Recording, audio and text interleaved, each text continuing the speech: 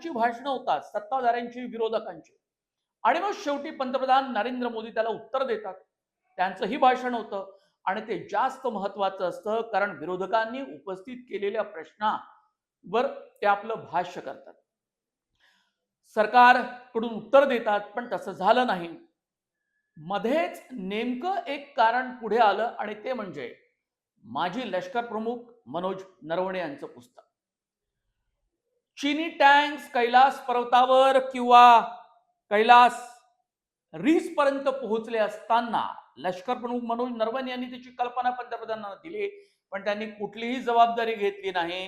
तुम्हाला जे काही योग्य वाटतं ते करा असं म्हटलं, असं राहुल गांधी म्हणतात.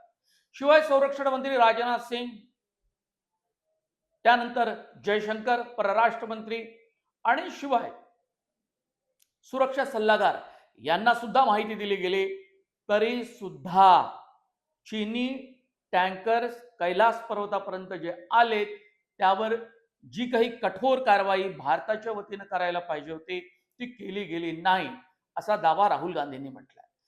त्यामुळे प्रियंका गांधींचं असं म्हणणं आहे की मोदींनी संसदेत यायला पाहिजे, पण मोदी राहुल गांधींना बोलू देत नाही. मोदी घाबरलेत का? आणि मोदी घाबरलेत का? अशा प्रकारचं वक्तव्य राहुल गांधी नेहमी संसदेमध्ये करत असतात. हा इतका गोंधळ वाढला की यावर स्पीकरचं सुद्धा म्हणणं असं आहे की मीच पंतप्रधान नरेंद्र मोदी यांना येऊ दिलं नाही. ते काय म्हणतात ते बघूया.